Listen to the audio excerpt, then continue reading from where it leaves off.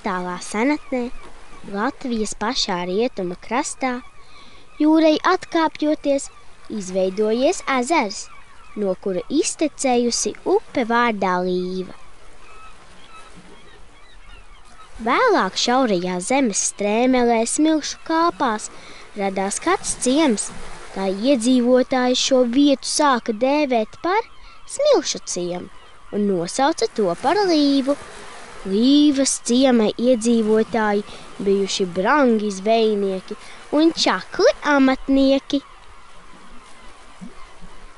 Ciems lēnām pārtapa par pilsētu, pieauga cilvēku skaits, ostu ieskāva daudz mazu dzīvojamo koku mājiņu, irtenes. Dzīve ritēja rosīgi, priecīgi un nesteidzīgi. Pilsētā valdīja idilisks miers un ezera un jūras romantika.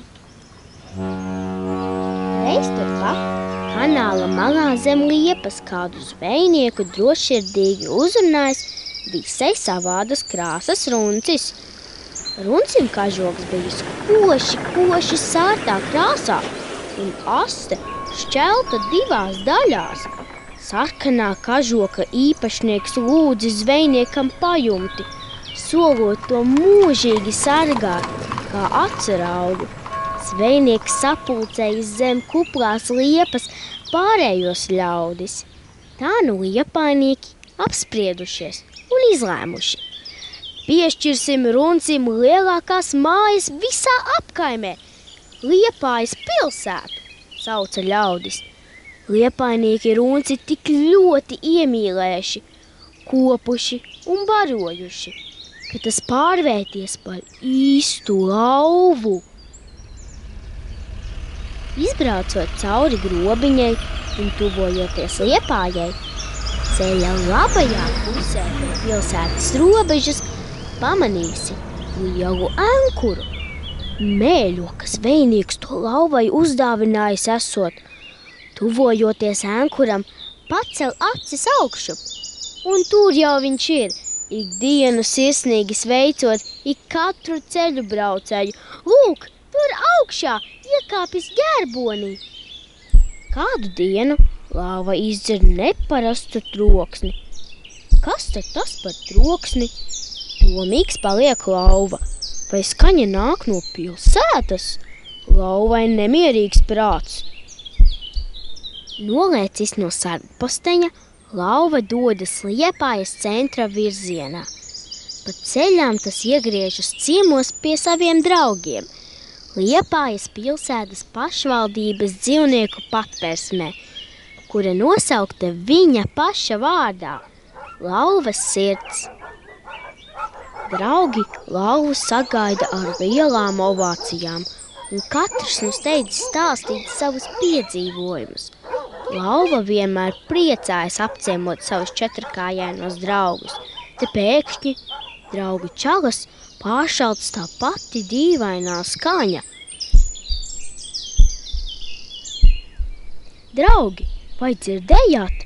Iesaucās lauva. Kaķenītei pelēcītei viss bija skaidrs. Tie taču ir sirdspuksti! Bet kam pieder šie sirdspuksti? Neslēpdams savu ziņkāri jautā lauva. Muris izmantodams savas maņas norāda uz Liepājas pusi. Manuprāt, tie ir pilsētas sirdspuksti.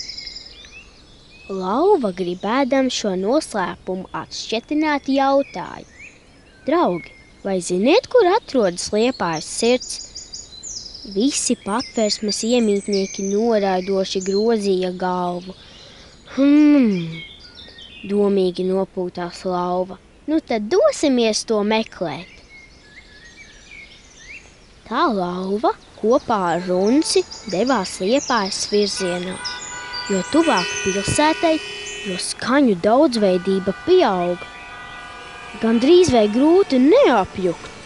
Te pēkšņi runcis Muris zem mīkstajiem ķepu spilventiņiem sajūta vibrāciju. Vai tu arī jūti? Runcis jautā lauvai. Es jūtu sirdī ar ķepām! Priekā gavilēja Muris. Jā, draugs, es jūtu! Lauva smaida. Sirds būs paslēpusies tur, tramvajā. Iekāpuši, tie tomēr to neatrod. Laikam jau kā vibrācijas bija viena no tramvaja sliedēm, bet Lauva mierina draugu. Neskumstin muri. Liepājas tramvajs ir pieredzējis vīrs, veselus 116 gadus vecs, viņš noteikti zina, kur meklējama Liepājas sirds. Viņš mūs aizvedīs.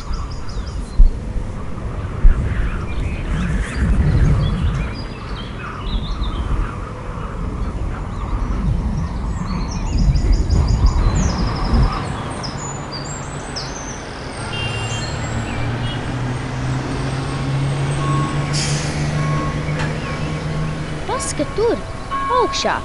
Redzi, kas rada šo troksni?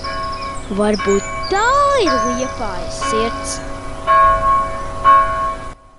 Abi kāpja baznīcas augšā lūkoties. Kāds krāšņums un greznība, čukst Muris. Uzkāpuši augšā, tie saprot, ka nebūs viss Liepājas sirds. Tā ir pārāk skaļa un bronzā lieta, bet sirds taču ir sarkana un nevar būt tik cieta. Draugi dodas tālāk, uz Rožu laukumu, jo ir dzirdēts, ka par Liepājas sirdi sauc tieši to.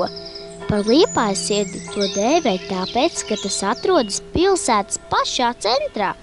Lauva un Muris priecājas par krāšņajām sārtajām rozēm, bet pašu sirdi tomēr neatrod. Draugi turpina meklēt. Varbūt Liepājas sirds tagad dzīvo jaunajā koncerta zālē, Lielais dzintars? Nē, tā taču ir šķība, un tur ir pārāk daudz stiklu. Tad tā sevi nodotu, sirds taču slēpjas. Draugi tālāk dodas uz promenādi. Varbūt tā dzīvo ostā, uz kāda kuģa klāja. Nē, tad tā ziemā saltu un drabētu. Sirds izstaros siltumu, tā noteikti dzīvo siltumā. Varbūt sirds dzīvo pie kāda liepainieka mājās, Muris domīgi prasa. Liepājā ir tik daudz māju un tik daudz lodziņu, kā gan mēs viņu atradīsim? Tad visi kopā dodas uz jūras pusi. Pa ceļam tie satiek Liepājas himnas tēlus. Ahoj!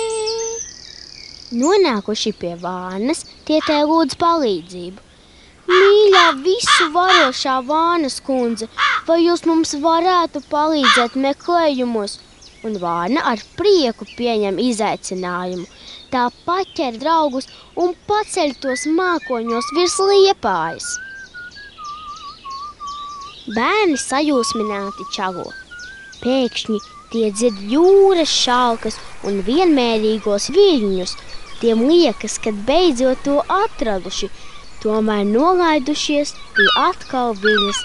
Jūrmalā tās nav, parkā tās nav, Liepājas ezerā tās nav, Gāļēja ielā tās nav. Nu, kur tad vēl tā var būt? Muris ierosina doties uz Pētertirgu, kas esot lielākais Liepājas un otrs lielākais tirgus Latvijā, kur gan citur, ja ne tur. Tirgū bērnus pārsteidz cilvēku bozmi un sezonas augļu daudzveidība. Aiz ziedu kalniem noslēpušās pārdevējas un kurpju klaboņa pie vārtiem spēlē kāds lustīgs muzikants.